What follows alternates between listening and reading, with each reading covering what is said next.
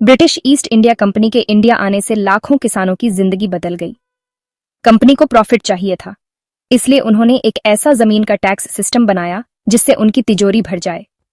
इससे ब्रिटिश राज और भारतीय किसानों के बीच एक कॉम्प्लिकेटेड और अक्सर एक्सप्लॉयटेटिव रिश्ता शुरू हुआ। बहुत बड़ा इंडियन सबकॉन्टिनेंट, अलग अलग खेती के तरीकों और सामाजिक ढांचे के साथ ब्रिटिश अफसरों के लिए एक चुनौती थी। ज्यादा से ज्यादा टैक्स इकट्ठा करने के लिए उन्होंने देश के अलग अलग हिस्सों में अलग अलग रेवेन्यू सिस्टम्स लागू किए। इससे अलग अलग जमीन के मालिकाना हक वाले सिस्टम्स बन गए। हर एक के अपने फायदे और नुकसान थे।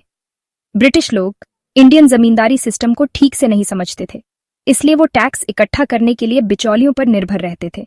इससे एक नए तरह के जमींदार पैदा हुए जिनके पास किसानों पर बहुत पावर थी। किसानों के ट्रेडिशनल राइट्स को अक्सर नजरअंदाज कर दिया जाता था और उन पर बहुत ज्यादा टैक्स लगाया जाता था और उन्हें कैश क्रॉप्स उगाने के लिए मजबूर किया जाता था। इन टैक्स सिस्टम्स का असर भारतीय किसानों पर बहुत गहरा पड़ा, जिससे किसान कर्ज और गरीबी के चक्र में फंस गए। 1743 में लॉर्ड कॉर्नवालिस ने बंगाल, बिहार और उड़ीसा के कुछ हिस्सों में परमानेंट सेटलमेंट लागू किया। इस सिस्टम का मकसद वफादार जमींदारों की एक क्लास बनाना था जो कंपनी को लगातार टैक्स देते रहे। इस सिस्टम के तहत जमींदारों को जमीन का मालिक माना जाता था और उन्हें उस पर हेरेडिटरी राइट्स दिए जाते थे। परमानेंट सेटलमेंट ने टैक्स की मांग हमेशा के लिए फिक्स्ड कर दी, मतलब जमींदारों को ब्रिटिश सरकार को एक फिक्स्ड अमाउंट देना होता था, चाहे किसानों से असल में कितना भी टैक्स इकट्ठा हो। ब्रिटिश लोगों को उम्मीद थी कि इससे जमींदार जमीन में इन्वेस्ट करेंगे और खेती की पैदावार बढ़ाएंगे। लेकिन परमानेंट सेटलमेंट के कई अनपेक्षित नतीजे भी निकले। फिक्स्ड टैक्स की मांग ब्रिटिश सरकार को स्टेबिलिटी तो देती थी, लेकिन ये दोधारी तलवार साबित हुई। जमींदारों को अपनी ओनरशिप और फिक्स्ड टैक्स की मांग का भरोसा था, इसलिए वो आलसी हो गए और एब्सेंटी लैंडलॉर्ड्स बन गए। उन्हें खेती के तरीके सुधारने या किसानों की भलाई में कोई दिलचस्पी नहीं थी। इसके अलावा परमानेंट सेटलमेंट से किसानों का शोषण हुआ, जिनसे अक्सर बहुत ज्यादा लगान वसूला जाता था और उन्हें जबरन बेदखल कर दिया जाता था।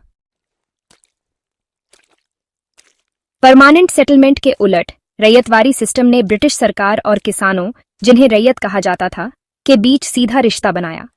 कैप्टन अलेक्जेंडर रीड और थॉमस मुनरो ने 18वीं सदी के अंत में इसे शुरू किया था। यह सिस्टम ज्यादातर मद्रास और बॉम्बे प्रेसिडेंसी में लागू किया गया था। रैयतवारी सिस्टम में जमीन का टैक्स सीधे रैयतों से लिया जाता था, बिचौलियों को हटाकर।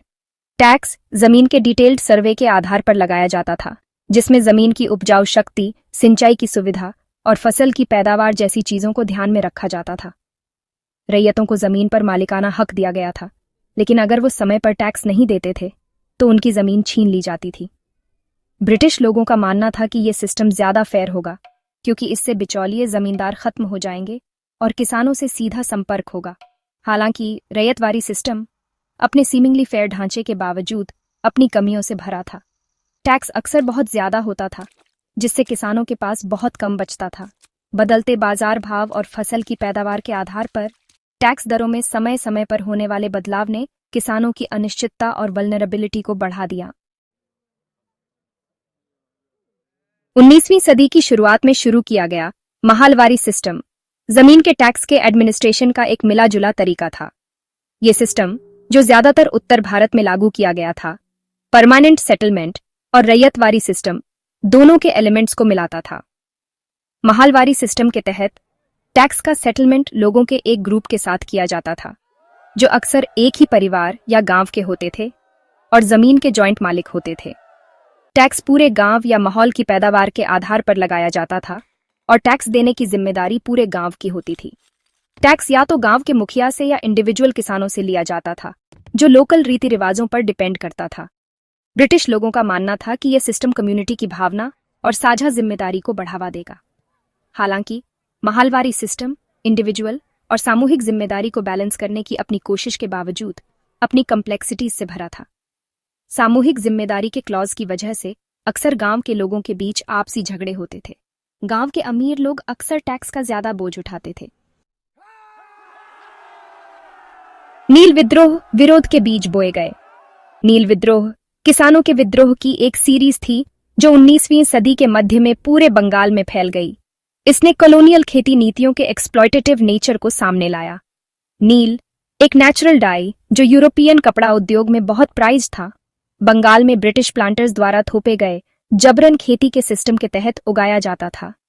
इस सिस्टम के तहत भारतीय किसानों को अपनी जमीन के एक हिस्से पर नील उगाने के लिए मजबूर किया जाता था, अक्सर खाने वाली फसलों की कीमत पर। उन्हें अपनी नील की फसल के लिए बहुत कम पैसे दिए जाते थे और प्लांटर्स और उनके एजेंट्स द्वारा शारीरिक शोषण और धमकी दी जाती थी। नील विद्रोह 1819 में बंगाल के नदिया जिले में शुरू हुआ और जल्दी ही प्रांत के दूसरे हिस्सों में फैल गया। किसान दमनकारी नील सिस्टम से मजबूर होकर विरोध में उठ खड़े हुए, नील बोने से इनकार कर दिया और नील के कारखानों पर हमला कर दिया। विद्रोह अपने स्पॉन्टेनियस नेचर और मैस पार्टिसिपेशन की वजह से बंगाल में ब्रिटिश राज की नींव हिलाकर रख दी। नील विद्रोह ने कॉलोनियल सरकार को नील किसानों की दुर्दशा पर ध्यान देने के लिए मजबूर किया, जिससे कुछ राहत देने वाले कानून बनाए गए। चंपारण सत्याग्रह, गांधी जी का मैदान में उतरना। 1917 का चंपारण सत्याग्रह भारतीय स्वतंत्रता आंदोलन का एक महत्वपूर्ण मोड़ था। बिहार के चंपारण के ग्रामीण इलाके में महात्मा गांधी ने साउथ अफ्रीका में अपनी सफलताओं के बाद भारत में अपना पहला बड़ा सत्याग्रह अभियान शुरू किया। चंपारण सत्याग्रह उन नील किसानों की दुर्दशा के जवाब में था, जिन्हें 3 कठिया सिस्टम के तहत ब्रिटिश प्लांटर्स द्वारा नील उगाने के लिए मजबूर किया जा रहा था। इस शोषणकारी सिस्टम के तहत किसानों को अपनी हर बीघा जमीन में से 3 कट्ठा पर नील उगाना पड़ता था, इसलिए इसे 3 कठिया कहा जाता था। चंपारण के किसानों की दुर्दशा से द्रवित होकर गांधी 1917 में उनकी शिकायतों की जांच करने के लिए वहां पहुंचे। उन्हें ब्रिटिश अधिकारियों के विरोध का सामना करना पड़ा, जिन्होंने उन्हें चंपारण में घुसने से रोकने की कोशिश की। हालांकि गांधी के अटूट दृढ़ संकल्प और किसानों के भारी समर्थन ने अधिकारियों को झुकने पर मजबूर कर दिया। चंपारण सत्याग्रह के परिणाम स्वरूप 3 कठिया सिस्टम खत्म हो गया और नील किसानों को रियायतें दी गईं। इससे भी महत्वपूर्ण बात यह है कि इससे गांधी एक जन नेता के रूप में उभरे और सामाजिक और राजनीतिक बदलाव के लिए सत्याग्रह की क्षमता का प्रदर्शन हुआ। कॉलोनियल लैंड रेवेन्यू सिस्टम्स की विरासत। कॉलोनियल लैंड रेवेन्यू सिस्टम्स का भारतीय अर्थव्यवस्था और समाज पर एक स्थायी प्रभाव पड़ा। प्राइवेट प्रॉपर्टी राइट्स की शुरुआत ने जमीन के मालिकाना हक में महत्वपूर्ण बदलाव लाए, लेकिन इससे कुछ लोगों के हाथों में जमीन का केंद्रीकरण भी हुआ और कई लोग बेदखल हो गए। ज्यादा टैक्स की मांग और सख्त वसूली के तरीकों ने कई किसानों को कर्ज और गरीबी के चक्र में धकेल दिया। कॉलोनियल लैंड रेवेन्यू सिस्टम्स ने खेती के व्यावसायीकरण में भी योगदान दिया। नील, कपास और अफीम जैसी नकदी फसलों पर जोर देने से पारंपरिक खाद्य फसलों से दूर शिफ्ट हुआ।